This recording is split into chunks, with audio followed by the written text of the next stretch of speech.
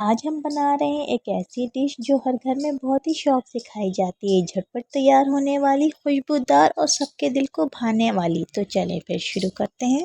अस्सलाम वालेकुम my YouTube family, कैसे हैं आप सब। उम्मीद करती हूँ आप सब बिल्कुल ठीक होंगे। अल्लाह पाक आप सबको अपने हिफ्ज़ व अमान में रखे, आमीन।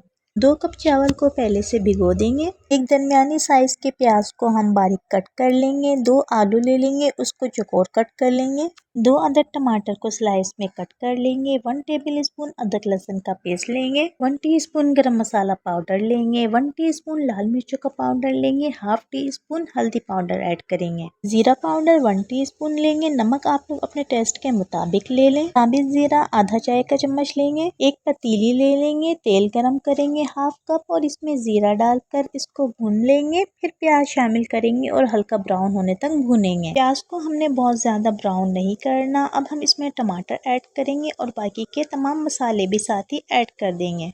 जब मसाला अच्छी तरह से भुन जाए तो हम आलू शामिल कर देंगे और थोड़ा सा पानी डालकर ढक देंगे ताकि आलू अच्छी तरह से गल जाएं। अब हम आलूओं के गलने तक कुछ देर पकाएंगे। जब आलू नरम हो जाएं तो भिगोए हुए चावल शामिल कर देंगे और 3 कप पानी डाल देंगे। हरी मिर्ची शामिल कर दें। चावल जब पानी जज्ब कर ले तो हम इसको 10 से 15 मिनट के लिए लो फ्लेम पे रख देंगे दम के लिए। बहुत ही मज़ेदार से देसी चावल तैयार हैं, जिसको हम आलू चावल कहते हैं या फिर तहारी कहते हैं। यकीनन आज की वीडियो आप लोगों को बहुत ही ज़्यादा पसंद आई होगी।